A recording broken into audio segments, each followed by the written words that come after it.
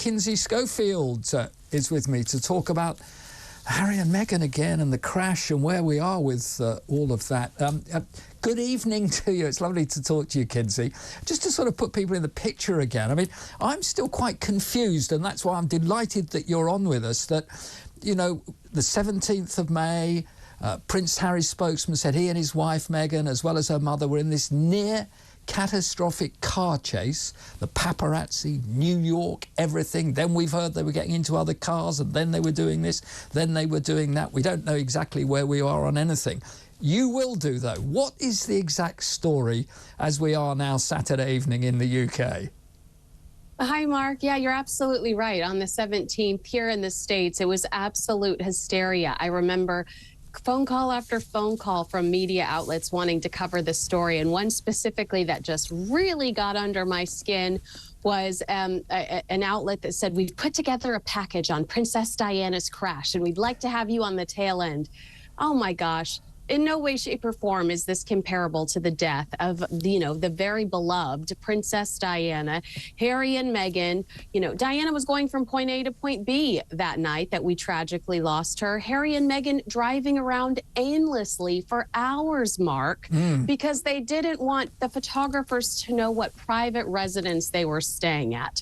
A completely different scenario. Stubbornness, Mark, you know, and to switch cars multiple times, which Diana also did at the last minute, which proved to be, you know, some would argue proved to be part of the reason why she passed. Yeah. That a car that nobody had checked and had issues recently. You know, I think that it's all a bit silly. I think at the end of the day, we're sitting back, like you said, 3 days later, going absolutely exaggerated, over-the-top claims.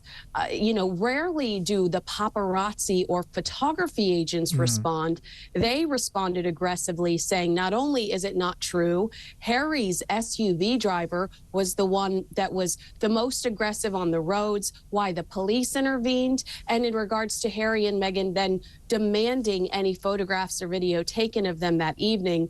They said, look, you're no longer in your kingdom, Prince Harry. You do not have the right to demand anything of us. Here in America, we actually own the right to content that we take.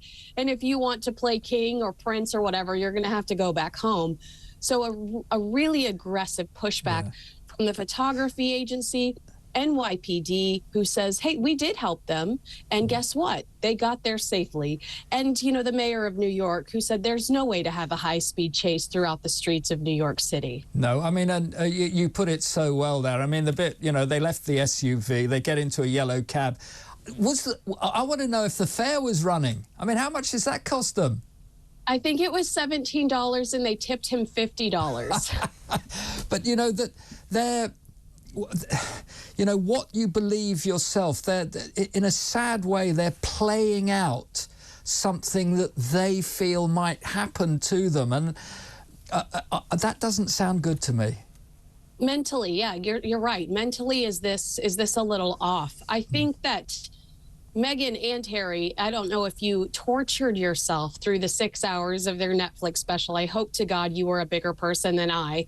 But they really stretched throughout the 6 hours of their Netflix special and tried to make it sound like Meghan was the second coming of Princess Diana. Harry stresses it to us while showing us pictures of Meghan like dancing around a photo of Diana with the baby who's like touching the photo. It's very, I want to say, morbid. So I do think that there is an element of them trying really hard to associate themselves with Harry's mother. Harry's trying to prove a point because his court case isn't going that great over in the UK. He's trying to prove that he is special and needs to be protected because he's so very special. But the facts, you know, don't line up. That evening, they were with one of Obama's former security guards. He's like the Houdini of security because his clients always slip out the back and everybody wonders where they went and how they got out without having their photo taken. Yet it was Harry and Meghan that insisted on being papped and photographed as they exited this event. They didn't want to go out the back. You know, so it's just these things aren't adding up. They could have stayed at a hotel that had a back entrance. They didn't have to stay at a private residence. The plan wasn't there.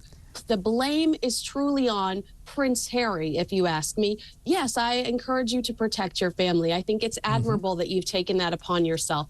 Do a better job. Don't blame everybody else, including the entire city of New York, who's just not having it. So, two things that I think through what you're saying that sort of I feel that you make such a good point about it.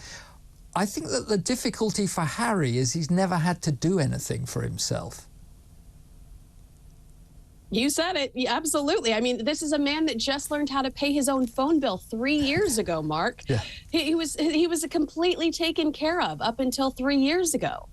One thing, though, that I do that does resonate from me is I lost my mum when I was in my teenage years, and I had a brother and sister who were younger than I was. And there are bits of all of this that I think have still not completely been laid have been sorted in many ways, and I still think that he needs to sit down with somebody properly in the States, and you'll have people out there that can help the two of them without her having to get in his ear or goad him on or everything. They nearly need to go to a counselling session together so that she understands the problems deep-seated in his brain to even think of things like this that happened this week. You're absolutely right. And, you know, we do know that Harry is trying to get some help out here in the States. In fact, I believe it was the Telegraph that reported this week that he spends a significant amount of time away from home. He spends a lot of time in Beverly Hills doing a Barry's boot camp and then stays at a hotel out here. There's a hotel he stays at in the Santa Barbara area when he needs an escape. So we do get a sense that while they are happily married, they do take time away from each other, which I think is probably pretty crucial, because I think it's like gasoline on an open flame. They really encourage each other and rile each other up. And I think, you know, I will be fair, around the same time that this was happening the other night, there was a 29-year-old male that was arrested outside of their home in Montecito, kind of kicking around and poking around. So Harry had got to have, you know, I'm sure Harry was going, I'm overwhelmed. I cannot control anything on the West Coast or the East Coast. How do I protect my family? But they do, I think, encourage each other and rile each other up in a really toxic way. The trouble is, and you'll know this in all parts of your excellent reporting as well and writing and what have you, is that here is a couple that want to be on every front page, who want to be on every TV station, who still want this fame, this game that is only going to end, it's sort of nearly repeating itself. That it's only going to end in a bad way, because, as you say, people lurking around outside. Who knows, next time there might be some nutter who decides, I'm going to follow them. I know it's them. You just never know. And this is the problem. They've got to calm down. Yeah, I mean, I think that's the best advice ever. And I do think that somebody needs to advise them and tell them that they need to have realistic expectations. You can't control the media. You can't release a book full of other people's secrets. You can't do 6 hours of Netflix talking about other people's secrets and then say, I don't want to have my picture taken. You know, you're either in the game or you're out of the game, but you can't be half in, half out. The same way the Queen told Harry, you can't be half in, half out. You're either a Hollywood celebrity or you go and you live off the grid and you raise your family and you grow your own vegetables and you stay out of the limelight. But it is funny to me, Mark, how Meghan doesn't necessarily leave the house unless she's accepting an award. I mean, every time I feel like I'm talking about, well, remember when we saw her over here? Remember when we saw her over here? She's always just showing up somewhere to grab a plastic trophy. So it's interesting to me that they have tried to create this life for themselves where all they're doing is getting pats on the back, where they show up and have their photo taken by one photographer. There was only one photographer allowed in that event, Mark. So, of course, the paparazzi is going to be all stirred up. They're angry that they're not getting the shot. It's just this one guy. And, you know, they're trying to control everything too much around them, and that's just not the reality of being a celebrity. Well, I'm very lucky that I come to the States quite a lot with my family, and there is nothing better than being in the bar at the back of a Whole Foods shop on the West Coast, sitting talking to people that'll tell you one thing about what they think about the UK. And then on the other side of things, I go to Williamsburg quite a lot, and I go to a golf club there, and what they were talking to me last time I was there last autumn, or fall as you would say, was with my wife and I, was that they all hated Camilla at that stage. How is she showing up now she's queen? They didn't like her at all. Yeah, you know, I think that there has been a lot of PR done in the UK that has helped with Camilla's image, and that same PR really did not trickle over here to the States. On top of it, you've got the Crown that is revisiting the worst part of the king and queen's life, you know, those 80s and 90s Diana years where you've got the Rottweiler and, you know, all of just the backstabbing that went on throughout the media, secret phone calls recorded. That's being revisited right here, right now in the States, thanks to the Crown. Yeah. So, you know, I think a lot, you know, forgiveness, time heals all wounds, yes. But for a lot of people, especially that younger demo, they're just now seeing some of this stuff for the first time. And it's, you know, it's not sitting well with them. I think ultimately she will be accepted and respected over time. But like I said, I feel like some of those stories are too fresh thanks to Hollywood.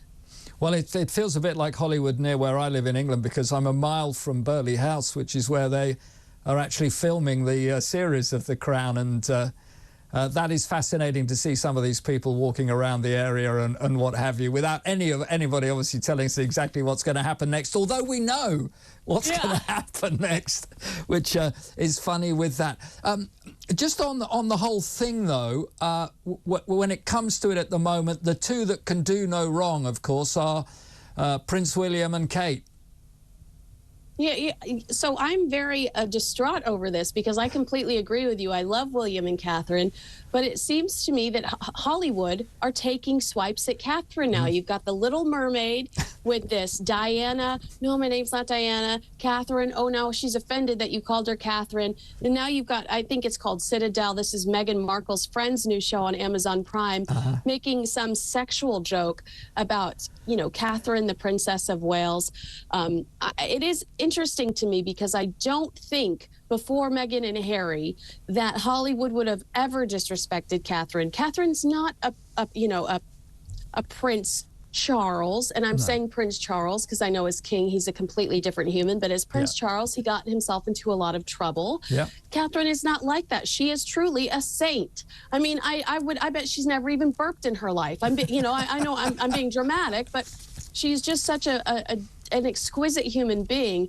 And I feel like Harry and Meghan have given people permission to poke fun at her and William. And I'm upset over this, Mark. Obviously, it's something I'm trying to work through, because this is the first time I'm talking about it.